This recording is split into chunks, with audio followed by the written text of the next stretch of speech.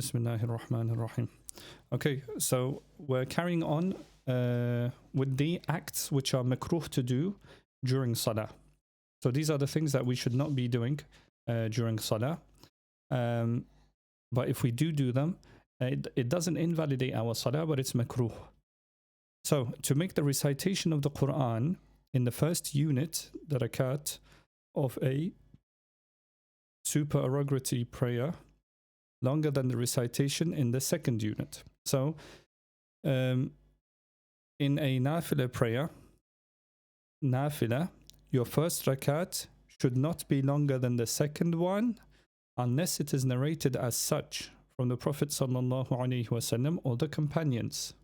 So unless we're told to, we shouldn't do it. Okay, now if we go down to 361,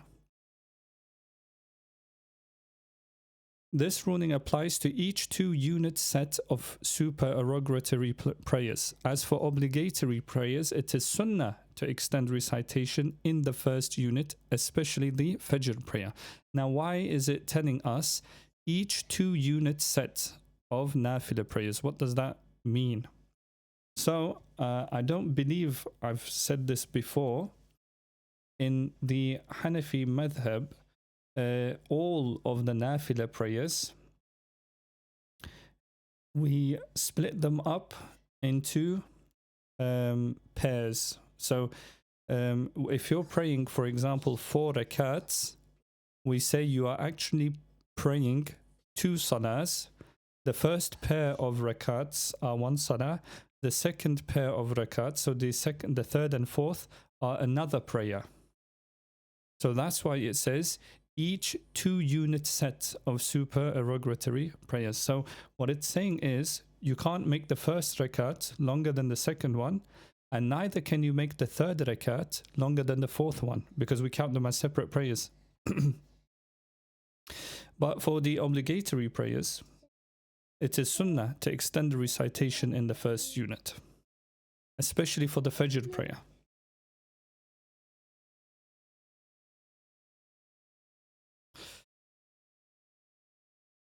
Unless it is narrated from the Prophet sallallahu alaihi wasallam. So if we go to 362, for example, to recite chapter 87 in the first unit of the Witr prayer, followed by chapter 109 and chapter 112. I wish they didn't translate everything. So chapter 87, the Most High. I'm not sure which chapter that is. Chapter 109, the unbelievers.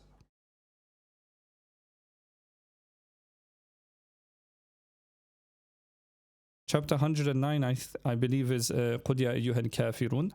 Chapter 112, I believe, I'm not sure which one that is. If it's قُلْ يَا أَيُّهَا الْكَافِرُونَ, then this one should be Ikhlas, Surah Al-Ikhlas. So as you can see, in Witr prayer, I'm not sure about this one, but Kafirun is definitely longer than Qul Huwa Allahu Ahad. So in Witr prayer, to read this and then to read this is you're reading Qul Ya Ayyuhal Kafirun, then you're reading Qul Huwa Allahu Ahad. So Qul Ya Ayyuhal Kafirun is longer than that. And chapter 87, because it's one of the earlier chapters, so it's definitely going to be longer than Qul Ya Ayyuhal Kafirun. Almost guaranteed. So if we just look up chapter 87 real quick.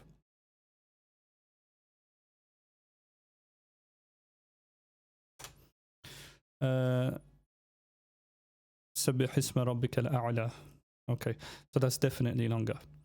So we have a narration which is sahih that the Prophet sallallahu alaihi wasallam read it that way. So and because we include witr, even though it's a wajib, we include that into the supererogatory prayers. So anything other than fard is supererogatory. We say that in the witr, you're supposed to make first rakat longer than the second and second longer than the third. It is also disliked in all prayers to make the recitation of the Quran in the second unit more than 3 verses longer than the recitation in the first unit. So we said first unit should not be longer than the second unless it's been narrated Second unit should never be longer than the first. Second unit should never be longer than the first. They have to be about equal. And what is longer, we count that as 3 small ayahs. So for example, if you read Inna a'tainaka al-kawthar, the surah straight after is Qul ya ayyuhal kafirun, right? If you read in the first rakat Inna a'tainaka al-kawthar, which is 3 ayahs, and then on the second rakat you read Qul ya ayyuhal kafirun, the surah which comes straight after it, you would have done a makruh. Reason being is Qul ya ayyuhal kafirun is 6 ayahs long, and Inna a'tayna is 3, so it's 3 or more than 3 verses. So 364. As for less than 3 verses, this is not disliked from the Prophet sallallahu alaihi wasallam. So if it's less than 3 verses, like we said, if it's just 1 or 2 verses, for example, if you read Qul a'udhu bi rabbil falaq, which I believe is 5 ayahs, and then straight after you read Qul a'udhu bi rabbin nas, which I believe is 6 ayahs, off the top of my head, that would be fine. So if we just looked at that real quick, since I've said it, might as well check it. Qul a'udhu bi rabbin nas is 6 ayahs long. Qul a'udhu bi rabbil falaq is 5 ayahs long, yes. But what Ikhlas is 4 ayahs long, so you can read Ikhlas and then Falaq. You can read Falaq and then Nas, but what you can't do is you can't read Ikhlas, skip Falaq and then read Nas. That's also a makruh, which we're going to read from the book, inshallah.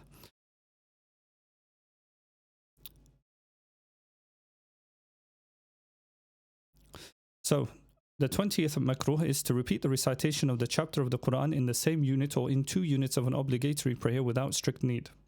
So if it's a fard prayer, okay, you cannot recite the same ayah, the same surah or ayah. So if you were to recite, for example, Qul a'udhu bi rabbil falaq in the second rakat, you would have to read Qul a'udhu bi rabbin nas. You can't read Qul a'udhu bi rabbil falaq again. Number 21 is to invert the order of the chapters of the Quran when reciting in an obligatory prayer, but not a supererogatory prayer.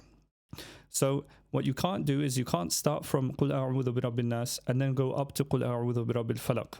You have to follow the order of the Quran, the Mus'haf. To invert the chapters of the Quran when reciting in an obligatory prayer, but not a supererogatory prayer. So 367, sorry, 367, but it's on the next page, I believe. Oh no, it's here. Although this inversion of the order is prohibitively disliked, it is not mandatory to perform the prostration of forgetfulness, as this is a mandatory element of the recitation, not the prayer itself. So we're talking, this makruh is a tahrim al-makruh, to jumble up the Quran, read it in a different order. It's seriously disliked, tahrim al-makruh, but you don't have to do the forgetfulness sajda, the sajda, the sahu sajda, because it's not a wajib of the salah, it's a wajib of the recitation. Unless, now there is an exemption, that is, you've reached the end of the Quran. So you recited, you finished Qul a'udhu bi rabbin nas, you finished the end of the Quran, and then you recite Al-Baqarah. So you can't recite Fatiha again, you recite Al-Baqarah. If one inverts the order forgetfully, okay, so you just started reciting in the second rakat, you weren't thinking, and then you realized, oh wait, I went backwards. One still completes one's recitation, okay? So don't panic. If you realize that you've gone backwards, you still complete your recitation, you don't panic, okay? Similarly, it is disliked to separate the recitation in 2 units of the prayer by omitting a short chapter. So remember what we said, if you read Qul huwallahu ahad, you skip Qul a'udhu bi rabbil falaq, and then you read Qul a'udhu bi rabbin nas.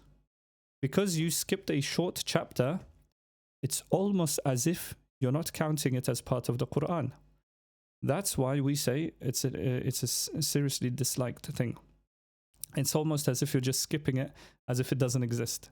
But if it's a long chapter, you're allowed to skip it. Or if it's multiple chapters, right? For example, you read Baqarah and then in the second rakat, you read Qul a'udhu bi rabbin nas. That's fine because you're not giving that sort of impression when you skip so much of the Quran. But if you only skip like 2 or 3 ayahs, it's as if you're not counting those from the Quran. Or to recite 2 chapters in the same unit, if one or few chapters separate them. Okay, so what you can do, right, is you can recite in one rakat multiple chapters as long as they're one after each other. For example, you can recite قُلْ يَا أَيُّهَا الْكَافِرُونَ, and then straight after that, what comes? إِذَا جَاءَ نَصْرُ اللَّهِ. You read إِذَا جَاءَ نَصْرُ اللَّهِ, and then you carry on reading. You read تَبَّتْ يَدَا, which comes straight after that, all in the first rakat. That's fine. What you can't do is you can't read, for example, قُلْ يَا أَيُّهَا الْكَافِرُونَ, and in the same rakat, skip all the way to قُلْ أَعُوذُ بِرَبِّ النَّاسِ.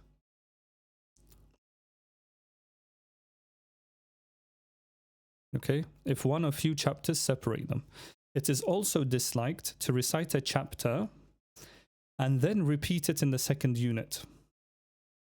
Okay, or to recite it from one section. So you recited قُلْ أَعُوذُ بِرَبِّ الْفَلَقِ in the first rakat. In the second rakat, you read the same one again. Or to recite from one section, even if it is the same chapter, and then to recite from another section in the second unit, and the sections are not separated by more than 2 verses. Okay?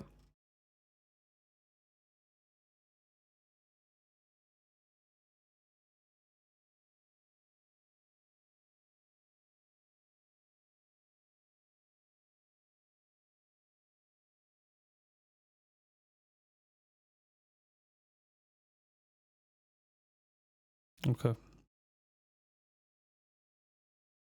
To deliberately smell perfume or something else. And what this means is, this is why we recommend not to put oud and the such on your prayer mat, because while smelling something is natural, going out of your way to, take in a deep, nice breath or smell of it, doing that like deliberately, that is makruh. Fanning oneself once or twice with one's garment or a fan. Why does it say once or twice is makruh? Because 3 times would invalidate your salah. So that's why once or twice is makruh. If you do it 3 times, according to another opinion which says doing 3 movements in one rakat ruins your salah. The opinion we read in this book, if you remember, what did we say? We said if someone from far away, which didn't know that you were praying, saw you, they wouldn't believe that you were praying, right? That was the opinion in this book. That is an opinion. That's the one in this book, but there are other opinions, one of them being, and the one we like to quote because it's more closer to, it's a harsher ruling, so it stops people from moving so much in salah, is we say in one rakat, if you move 3 times, your salah is invalidated. So there is an opinion like that too. So to turn one's fingers or toes away from the direction of prayer during prostration or in another position. So during salah, where possible, your toes and fingers should be facing the qibla. I say where possible because obviously when you're standing, your fingers aren't going to be facing the qibla. And when you're in ruku, your fingers aren't going to be facing the qibla. But anything else, where possible, right, in sajda, tashahud, all of your fingers and toes should be facing the qibla. To not place the hands on the knees in the bowing position and on the thighs during the sitting between the 2 prostrations and for recitation of the tashahud. Okay, so when you're bowing, you need to place your hands on your knees. If not, it's a makruh. And when you're sitting for the at-tahiyyatu, you need to place your hands on your thighs. Otherwise, again, it's makruh.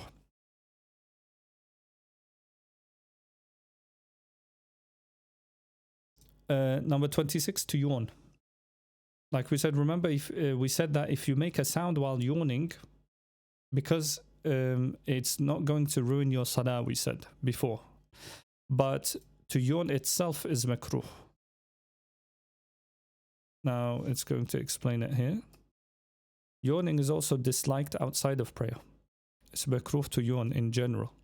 There is no impropriety if it occurs naturally without a deliberate action, although he should endeavor to prevent it. If this is not possible, he covers his mouth with his hand or sleeve. Yawning deliberately is considered fidgeting, which is prohibitively disliked in prayer and somewhat disliked outside it. What does that mean? What's it saying? Like, how can someone not yawn? What it's saying is, let's say I felt like yawning, I have to hold it in as much as I can. That's what it's saying. So to yawn at the quickest instance, not worrying about it, would be prohibitively disliked. Now, closing one's eyes without a strict need or benefit. This one, a lot of people unfortunately get wrong. They feel like if I close my eyes and I'm praying, they feel like it helps them to... So I've heard before that even if it's for khushu, it's makruh. But this book is going to tell us that if you're doing it for a benefit, then it's not makruh. So closing one's eyes without a strict need or benefit. So without a strict need would be if the wind's, like let's say you're praying in the desert or it's dusty outside and the wind's blowing dust into your eyes, obviously, that would be a need. Or a benefit, what would a benefit be? Like fear of losing humility during the prayer, as in there may be kids playing in front of you, or your children might be running around you when you're praying. So by closing your eyes, you're stopping yourself from being distracted, whereby it is better to close the eyes. If there's a situation like that happening in front of you, then you should close your eyes if it's a benefit. What we don't count as a benefit normally is when people say, oh, I'm imagining the Kaaba, or I'm imagining this, or I'm imagining that, we say that's not a benefit. Yeah, it's somewhat disliked though. It's not tahrim and makruh in the absence of a strict need or benefit, as it entails leaving the sunnah of looking at the place of prostration. So because it's a sunnah to look at the place of prostration, not looking at the place of prostration will be makruh. To look at the skies, the Prophet ﷺ forbade us from doing this. He would look at the skies when praying because he would see what's happening in the skies. But for us to look at the skies, there's no point. We don't see anything other than clouds, or maybe just our ceiling. 29, to stretch one's limbs, right? Any random movements in salah, not part of salah, it's all going to be makruh. 30, slight movements are makruh. Big movements invalidate the salah. Taking a louse and killing it without a valid excuse, unless it presents a danger for him, in which case he kills it without excessive movement, that invalidates the prayer. Covering one's nose or mouth, and placing something in one's mouth that does not melt, because if it did melt, then our salah would be invalid, like sugar, for example, and it prevents one from reciting an amount of Quran that is sunnah, or it distracts one's mind. Okay, so just random things in salah, all of this would be makruh. Without a valid excuse, to prostrate on the coiled part of the turban which is worn on his forehead, as long as he can feel the solidity of the ground. Why does it say as long as he can feel the solidity of the ground? Because if he didn't, the salah would be invalid, right? So what is it saying? Let's say you have a turban, you've wrapped it round, okay? And sometimes what will happen during salah is that will come in front of your forehead like this. Sometimes if it's loose, it might come in front of your forehead. To do sajda on this part would be makruh. You have to push it back. Okay, a quick slight movement, you have to push it back. And you have to prostrate onto the forehead. Likewise, to prostrate on the forehead alone is disliked without the nose, unless the nose has an affliction. Obviously, if it's hurt, then you don't have to. To pray in the following places: a public pathway, public bath or toilet, slaughterhouse or waste disposal area, cemetery. It is not disliked to pray in the direction of a grave unless the grave is immediately in front of him, such that when he prays in the prescribed way, his gaze falls upon it. Okay?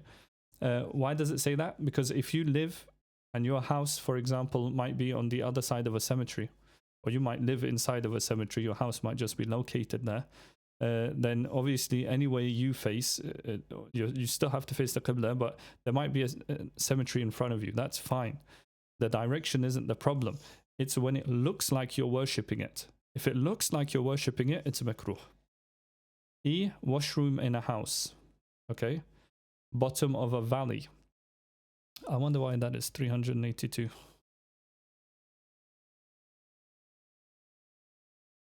This is if filth gathers at the bottom of the valley. Okay, so generally in dirty places, okay?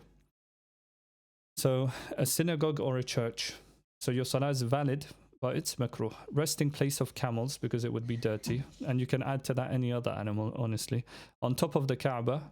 Why? Because out of respect for the Kaaba, you shouldn't be on top of it. Place where animals are tied up. Again, it would be dirty. A flour mill, because of all the dust and dirt. Public lavatory and on its roof. Okay. Nowadays that might not be too much of a problem. Before, you know, the public lavatories were just holes dug into the ground, so the smell would still rise up. Nowadays it's probably not a problem. Let's see what it says. This may also include roofs of places where animals are tied up, stables and flour mills. Okay, so it's saying that if a place is dirty, then usually the roof of it is like you're still praying inside of it, on usurped land and on someone else's land without consent.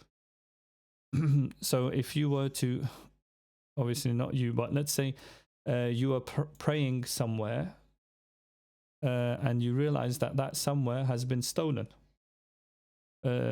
or then your salah would still be valid on it, even though it's haram for you to pray on it. Your salah would still be valid on it, right? So the salah itself would be makruh. The act of using somebody else's land without their permission would be haram. Okay, so the salah itself would be makruh. The act of using somebody else's land is haram. Obviously stealing it is haram anyways. I'm not even going to get into that. So it's just problematic all the way around. However, your salah is valid is what it's saying. And in close proximity to filth. Okay, so if we are going to put down a rule, we can just say anywhere that's dirty is makruh to pray. Okay, public pathway. I wanted to get deeper into this, especially in the mosques. Some people like to pray close to the door. That would be public pathway. That would be makruh unless you had no other choice. If the masjid is empty, you shouldn't be praying somewhere where people need to walk. Same goes for anywhere that's open to the public. If people need to walk, you are not allowed to pray in doorways. You are not allowed to pray where people are going to just walk all in front of you. You have to go somewhere secluded. Wherever possible, of course. Now, number 33. What else is makruh? To perform the prayer whilst holding back the urge to relieve oneself. Either urine or feces. So, to pass... Okay. So if you're holding that back because you're not going to be focusing on your salah, you're not going to be bothered with other things. You're not going to be bothered with your salah. You're not going to be focusing on it. That's why that would be tahrim and makruh. To pass wind.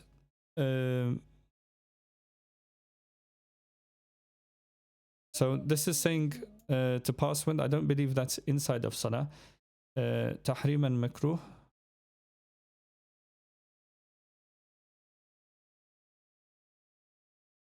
Okay, so he's holding back the urge to relieve himself or to pass wind. Okay, so he's still holding back that urge. So it's not saying to pass wind, it's saying holding back the urge to pass wind. Both of these, or all three of these, holding back urine, feces and wind, because that's going to completely distract you from salah. It's tahriman, makruh, to pray in that state. You should go sort out your business and then come pray the salah. But if you fear that you don't have enough time, that you have to pray like this, then you would obviously have to pray like that. There's no other choice. Or to pray with an amount of filth that is excusable. Okay, so remember when we said it's up to 1 dirham, if you are praying with even a little bit of filth on you, that's makruh. But your salah is valid up to a dirham, which was around 2 point something grams, or around 3 grams again. Very, very little amount. Nice.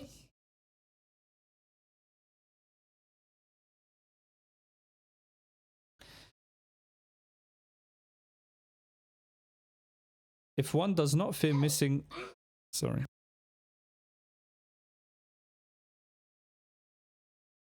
If one does not fear missing the prayer's prescribed time, but not missing the congregational prayer, one should cease praying if the urge to relieve oneself arises during the prayer and it distracts one. If one completes the prayer, one has sinned. Okay, so if you've started your salah and you've got time, so you've started your salah, you feel the urge to go to the toilet, you should leave salah, go finish your urge, come back and start salah again. Okay, even if that means you're going to miss the congregational prayer, the jama'ah in the masjid, even if you're going to miss it, you should go, you should relieve yourself and come back.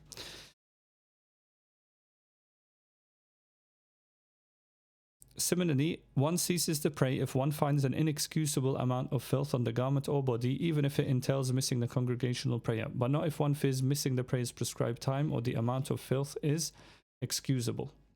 Okay? So it's saying that if you find an inexcusable amount of filth on you, on the garment or the body, it's too much, you have to stop praying. Even if it entails missing the congregational prayer. Why? Because it's a condition of the prayer. Your prayer doesn't happen anyways. So if you have that much filth on you, you're not praying. Your salah is invalid. You haven't started your salah basically because the conditions aren't there. So there is no such thing as leaving the prayer anyways. The salah is just not there. But not if one fears missing the prayer's prescribed time or the amount of filth is, the congregational prayer, but not if one fears the missing the praise. I will have a look at this and double check it through another book, because if it says that you have inexcusable amount of filth on you, you should carry on praying. I'll have to have a look at that, inshallah. In the presence of food or drink, one craves or anything that will distract one's mind and leave one devoid of humanity. So again, it's makruh to pray if there's food and drink which is ready to eat and drink, and you are craving it. In this instance, you would be distracted from prayer. Therefore, you can't pray that way. You have to eat and drink and then pray. Obviously, unless you fear missing the salah. And then it says, or anything that will distract one's mind and leave one devoid of humility. Okay? For example, now it's going to give some examples. Placing one's possessions like sandals behind yourself, because you're always worried that someone's going to wear your slippers.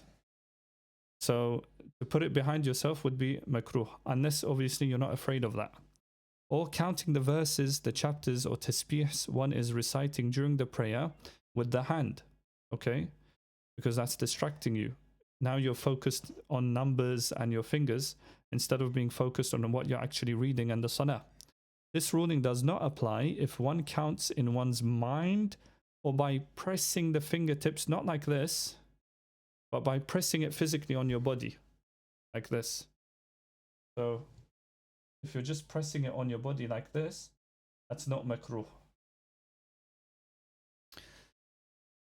And if literally anything that is distracting you from salah, you have to get rid of it or wait for it to end. For example, if you've just heard bad news and you've got anxiety and you're worried about this bad news that you just heard, you shouldn't pray until you calm down a bit, and then you can pray properly. Obviously, if you're not going to miss your salah. And any other thing that's completely distracting you. For example, if you've got something on the stove which is cooking, right, and you're praying, but your mind is on the food, you shouldn't pray like that. For the imam to stand, it's 6:02.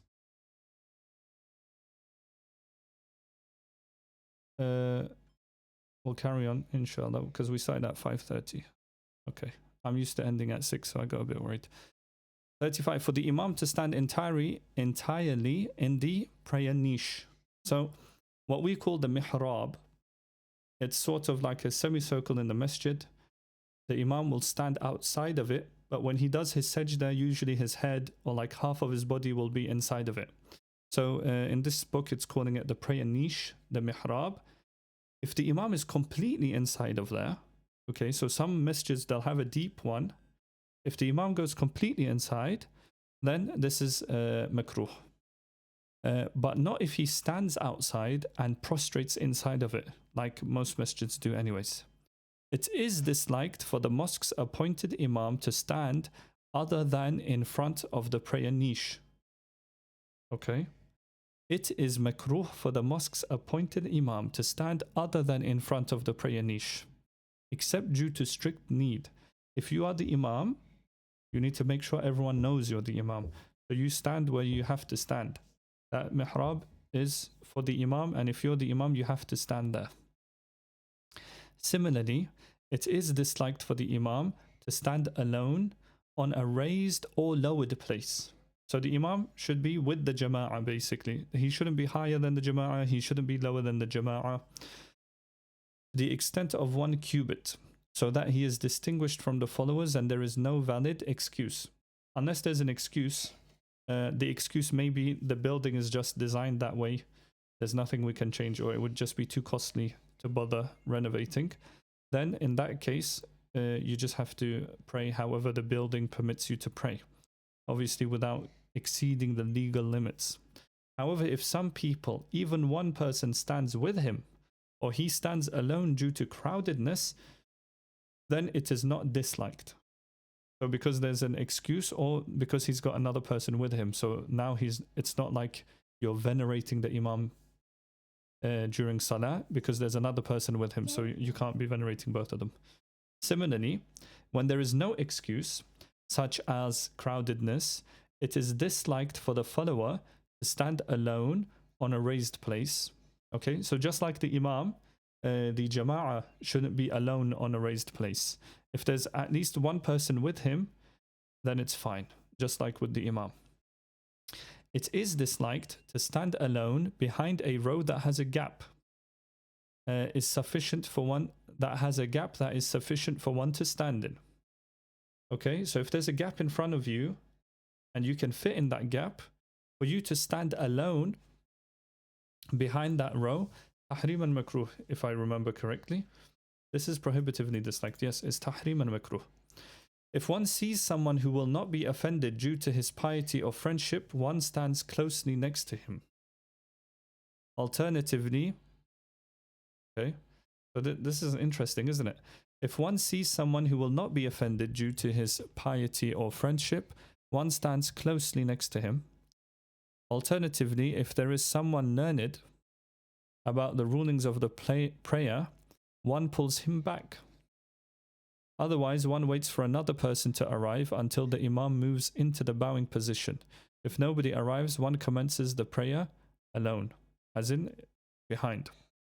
So, let's try and understand what that just said.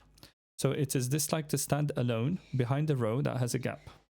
If one sees someone who will not be offended due to his piety or friendship, one stands closely next to him. Alternatively, if there is someone learned about the rulings of the prayer, one pulls him back. So 391. This person should move back, again with slight movements, to form another row with the latecomer.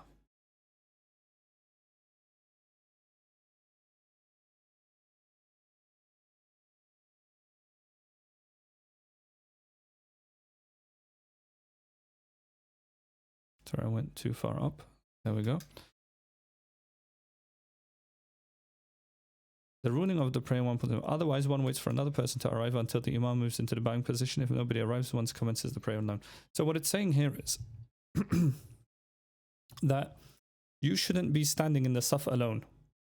If there's a gap in front of you, obviously you should fill the gap. If there's no gap in front of you, you should pull somebody back.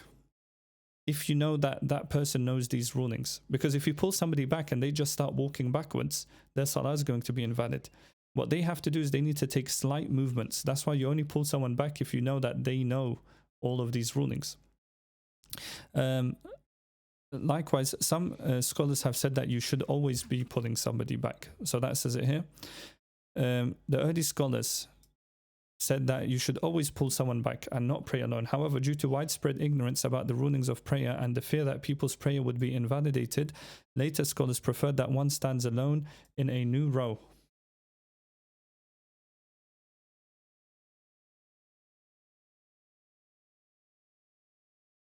Okay.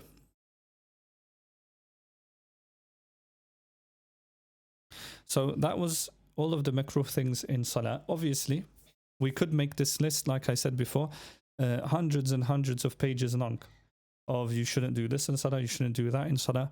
Just know, as a general rule, right, when you start your salah, your mind should be clear. You shouldn't be in a rush.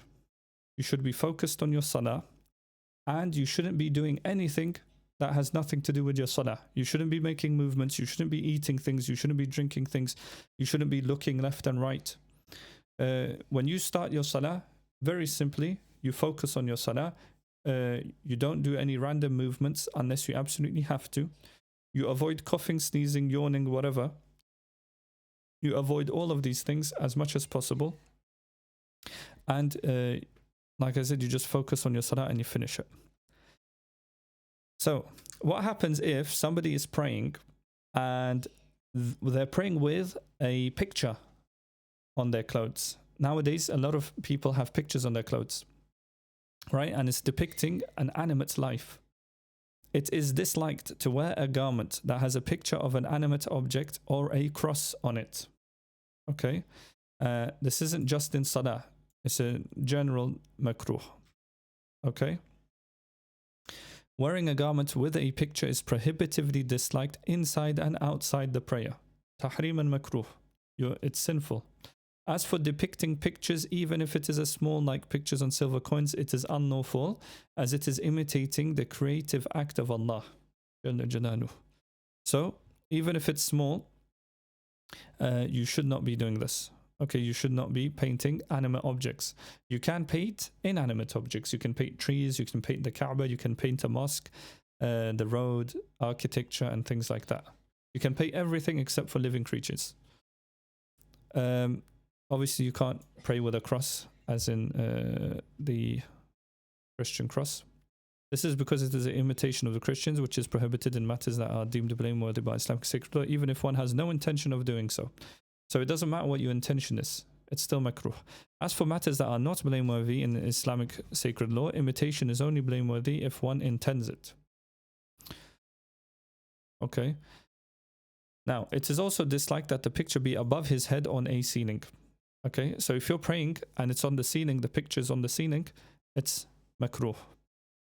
Sketched on the wall, hanging above his head, in front of him, by his left or right hand side, on the place of prostration, behind him on a wall or on a curtain. Okay? So if it's on in front of you, on top of you, left and right of you, and behind you on a wall or a curtain, okay, it's all makruh. The same ruling applies to an erected pillow containing a picture, okay, if it is not trodden or leaned upon. However, if it is spread out and leaned upon or thrown upon the ground like a carpet, then it is not disliked. Okay? But again, you would have to be careful here. You have to make sure that it's not where you're doing sajda. So wherever the picture is, it's makruh, except if you are openly disgracing the picture. So if it's underneath your feet, then it's not makruh. Okay?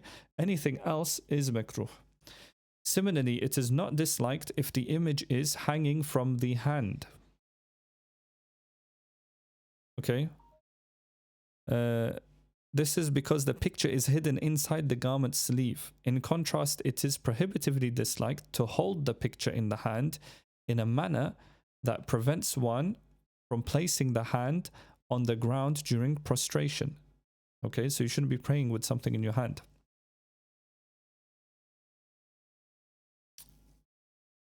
Similarly, it is not disliked if the image is hanging from the hand, like we said, or sketched on the body, even if it is tattooed on a ring and it is small, smaller than the smallest flying insect.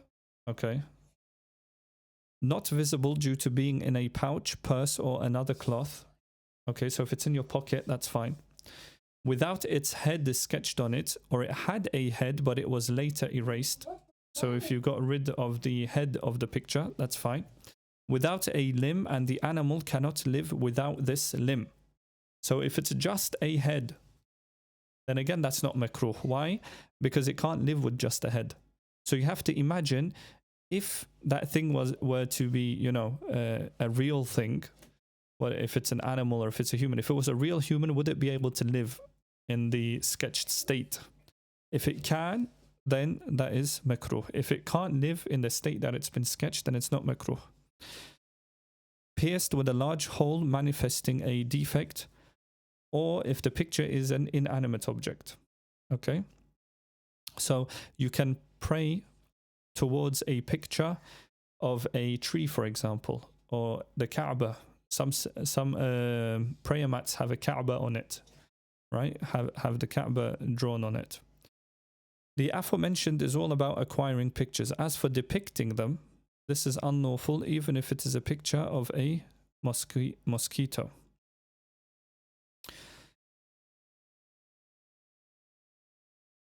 Okay. So all of this is to do with acquiring a picture.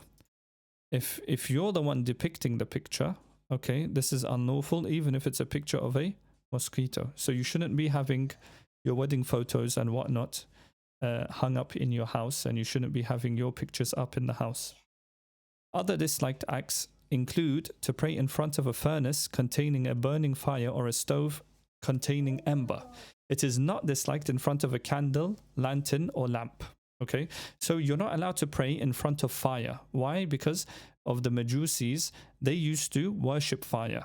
So to not resemble them, we need to make sure that we don't pray in front of fire. However, a candle, a lantern, and a lamp, these are very small fires, and they're used for illumination. Therefore, praying towards a candle, as in if the candle's just in front of you, praying towards it is not makruh, because no one's going to believe that you're worshipping the fire. It is disliked to pray in the presence of people who are sleeping if he fears something coming from them that causes him to laugh. Okay. I'm not sure what's happening with the camera, but it is disliked to pray in the presence of people who are sleeping if he fears something coming from them that causes him to laugh. Again, you shouldn't be praying around distractions. Similarly, it is disliked to pray towards someone's face, but not towards the back of someone who is sitting or standing. Okay? Even if the person is just sitting there conversing, talking, unless he fears committing mistakes due to the conversation. Okay? Again,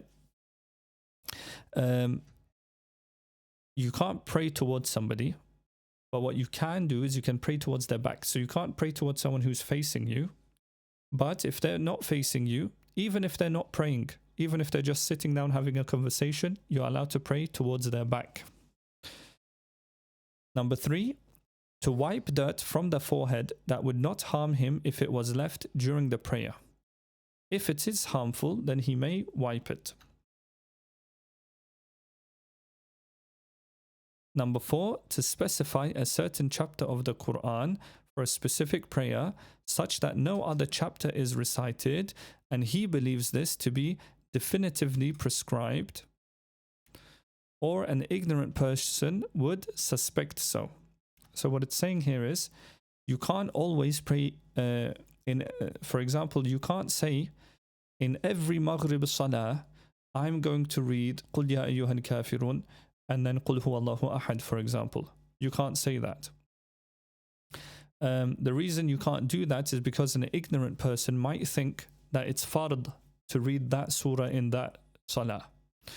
However, if this is merely done for ease, for example, in every salah you read Inna A'tayna because it's the shortest surah, or to be blessed by the practice of the Prophet sallallahu alaihi wasallam, or you've read that it's sunnah to read this surah in this salah, so you read that surah in that salah every single time, then it is not disliked. On the condition that you occasionally recite a different chapter. Sometimes you need to change up the chapters so that someone ignorant of the rulings of the prayer does not think that recitation of another chapter is impermissible.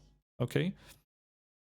For example, it is recommended to occasionally recite chapter 32, Surah Sajda, and chapter 76 in the Friday Fajr prayer.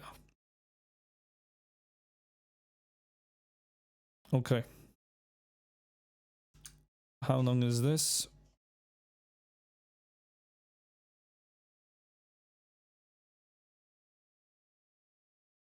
We can read this real quickly. Now, sorry. It is disliked for the Imam or someone praying alone to not place a barrier in front of him when praying in a place where he believes people will pass in front of him. As for the follower in a congregational prayer, the barrier in front of the Imam suffices him.